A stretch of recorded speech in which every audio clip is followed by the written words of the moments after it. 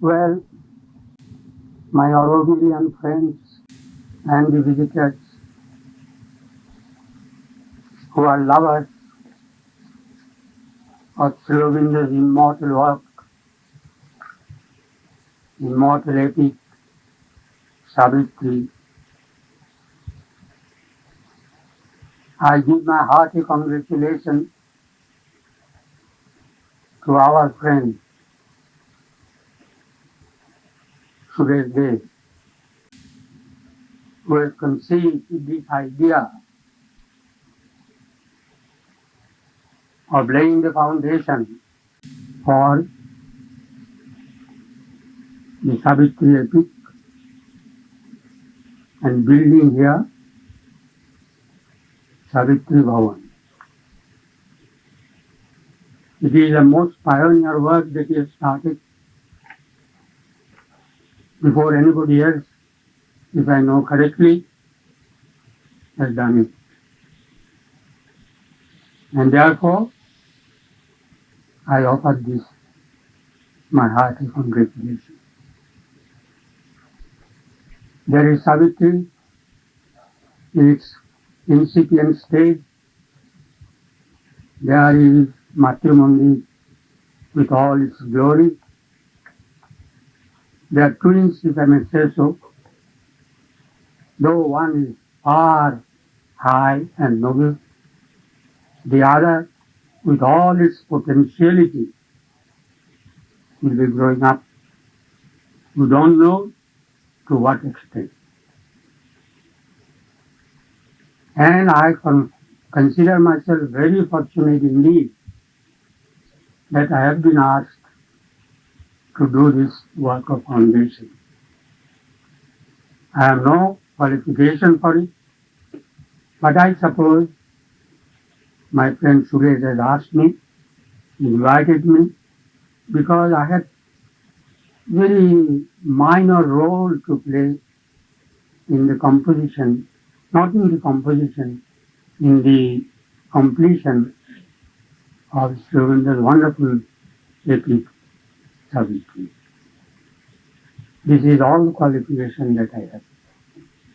It is beyond my imagination that one day I will be called to do this kind of work. It is all the divine stratagem, if you like, divine way of working. That is all I can say as an introduction. Now he wants me to recite. Recite, I am afraid, is euphemism. I have no power to recite. First of all, I am an Indian and no power of recitation either. I will just read in my own way, and if I can say so, in the way Sri Aurobillo had read when he dictated. There was no flourish, there was no drama. Naturally, in dictation there is nothing of this sort. So I had to write, copy that way. I will simply write and read the verse. I have chosen, it is very difficult to choose, as most of you know, any part on Savitri. As I go up, shall I take this? Shall I go further? Shall I take this? Go on and go on from beginning to end. It is all beauty, it is all wonder, it is all truth. To quote Keats, yeah, beauty is truth, truth is beauty. You cannot leave anything out. So I had a very difficult choice, but something within me helped me. If I can use that word, I may be decided. Some few lines from the last book, last but one, 11th book of Savitri, which is called, some of you may be knowing,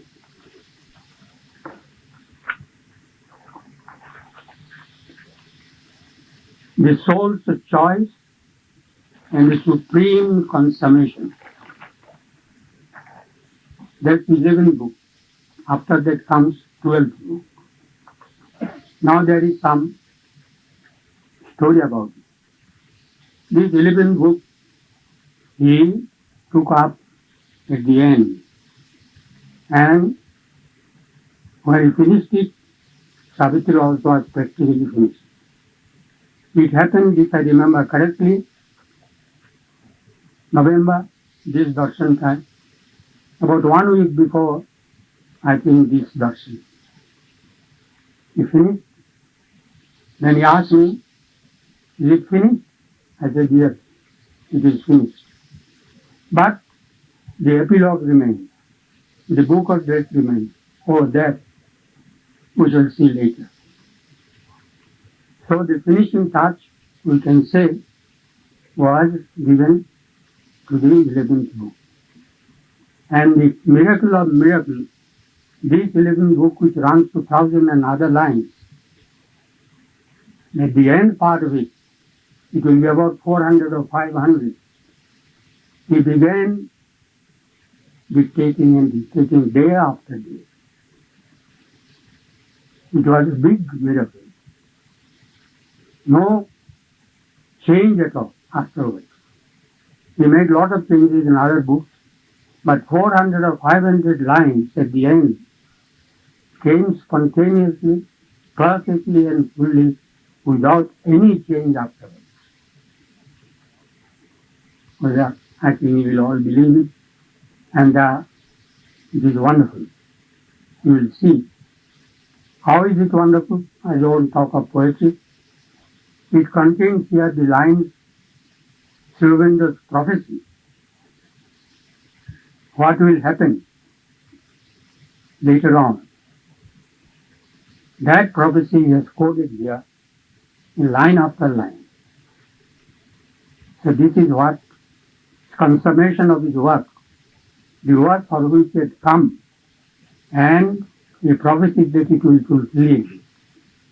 Many people ask us, what will happen to humanity? What will happen this way and that way?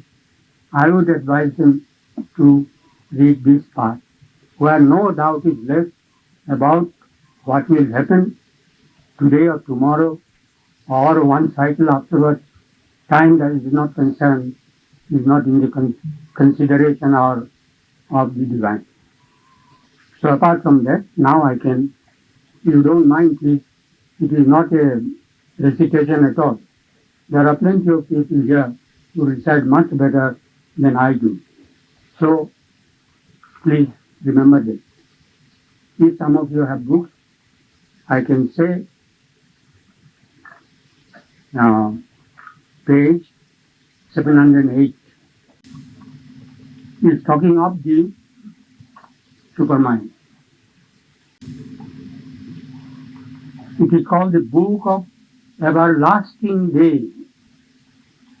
Mark the title. It will be everlasting day. Today we are passing through everlasting night, it looks like, but a day will come. Now, just a few lines, 10 or 12. The truth, capital letter, that means supramental truth. Sutam Ritam Brihat. The truth shall be the leader of their lives.